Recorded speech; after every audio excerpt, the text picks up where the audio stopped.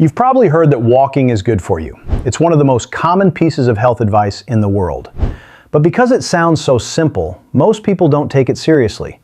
They think walking is what you do when you don't have time for real exercise. Something light, something optional, something that doesn't really change much. What almost nobody explains is that walking isn't weak exercise, it's foundational movement. A daily walk doesn't just burn calories, it quietly changes how your brain works, how your body handles stress, how sugar moves through your bloodstream, how energy is produced inside your cells, and how your mood is regulated. And here's the surprising part. Many people already walk, but they never experience these benefits. Not because walking doesn't work, but because their body doesn't recognize their walking as a meaningful signal.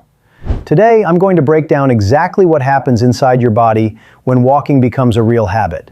Not hype, not motivation talk, just science, explained simply. And by the end, you'll understand why walking may be one of the most powerful health habits you can build, if you do it the right way. Why walking is seriously underrated. Number 1, walking physically changes your brain. Let's start with the brain, because this is where the evidence gets truly eye-opening. Inside your brain is a structure called the hippocampus. You don't need to remember the name, just understand its job. The hippocampus helps you form memories, learn new information, and stay mentally sharp. As people age, the hippocampus naturally shrinks. This shrinkage is closely linked to memory decline and diseases like Alzheimer's. For a long time, scientists believed this decline was permanent. Then they studied walking. In a well-known scientific study, older adults walked at a steady pace for about 40 minutes, 3 times per week. After 1 year, researchers scanned their brains. The hippocampus had grown.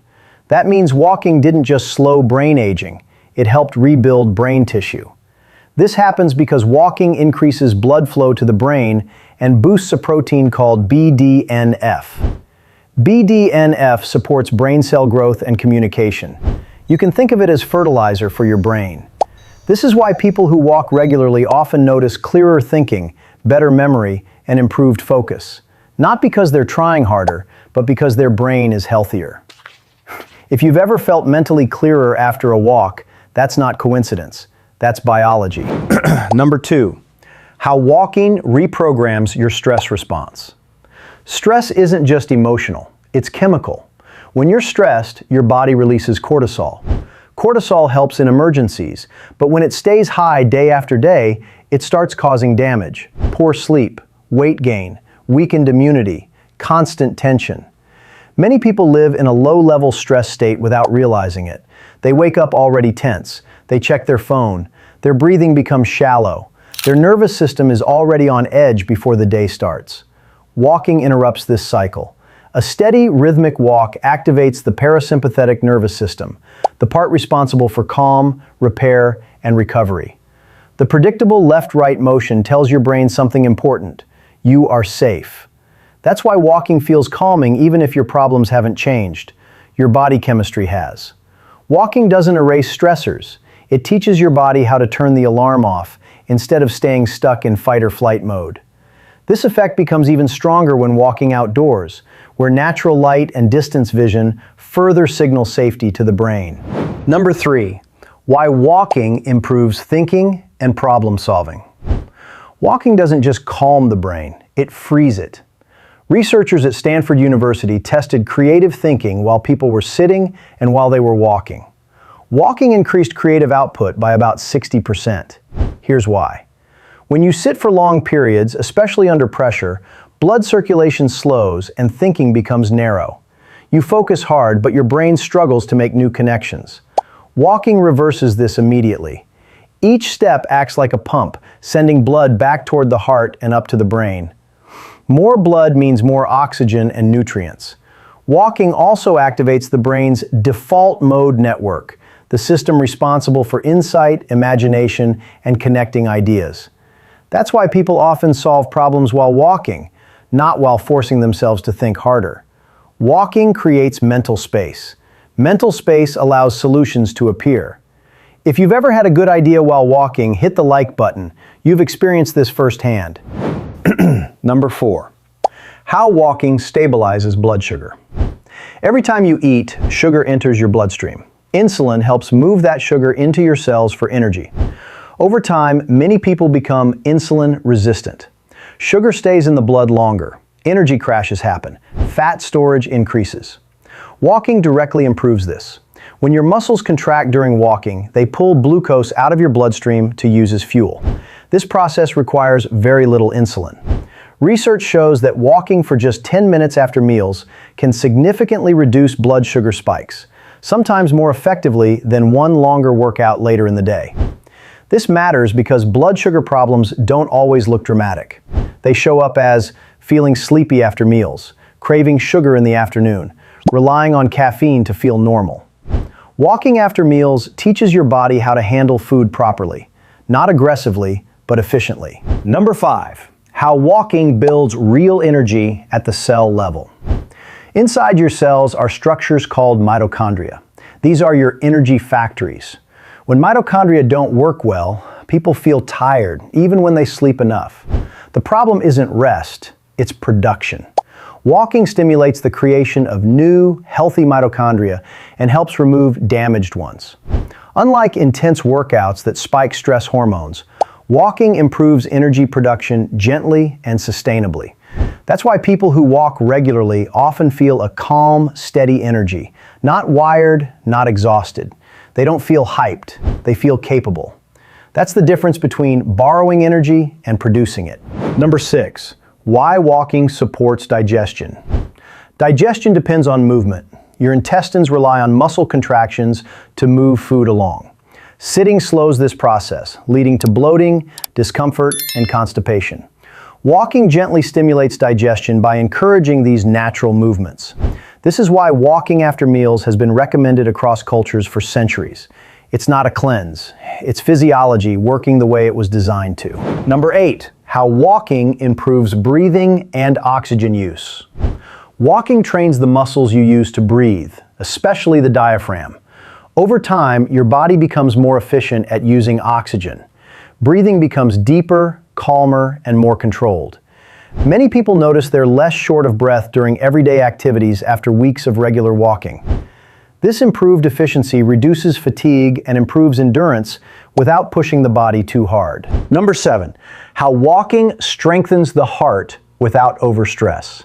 Many people believe only intense exercise strengthens the heart, but large population studies comparing walkers and runners show that when energy use is similar, walking provides comparable heart benefits. Walking lowers blood pressure, improves cholesterol balance, and strengthens circulation, without overstressing joints or spiking cortisol. Consistency matters more than intensity. That's why walking is one of the most sustainable, heart-healthy habits available. Number 9, why walking helps joints and posture. Walking doesn't damage joints, it nourishes them. Movement stimulates joint lubrication and reduces stiffness. Sitting is what causes joints to deteriorate. Walking upright also retrains posture. It counters rounded shoulders and forward head posture caused by screens. Better posture often means less back pain, better balance, and improved mobility. Number 10, how walking supports mood and emotional health. Walking changes brain chemistry. It increases serotonin, endorphins, and natural calming chemicals while lowering stress hormones. Large scientific reviews show walking is effective in preventing and managing anxiety and depression because it changes how the brain functions. Walking doesn't distract you from emotions. It changes the biological conditions that shape them. Number 11, walking, longevity, and aging well. One of the most overlooked benefits of walking has nothing to do with weight loss, step counts, or fitness goals. It has everything to do with how long you stay independent. Study after study shows that people who walk regularly don't just live longer, they age better. They maintain the ability to do everyday things without help. They get out of chairs more easily. They climb stairs without fear. They recover faster from illness. They fall less often. And they remain mentally sharp for longer. Researchers call this health span, the number of years you live in good physical and mental condition, not just the number of years you're alive. Walking directly supports health span because it keeps multiple systems working together at the same time. When you walk, your brain has to coordinate movement, balance, and rhythm. Your muscles have to contract and relax in sequence. Your heart has to adjust blood flow. Your joints have to move through their natural range. Your nervous system has to stay alert and responsive. That combination matters. As we age, the body doesn't usually fail all at once. What happens instead is disconnection. Muscles weaken, balance declines, reaction time slows, confidence drops. People start moving less, which accelerates the decline even more.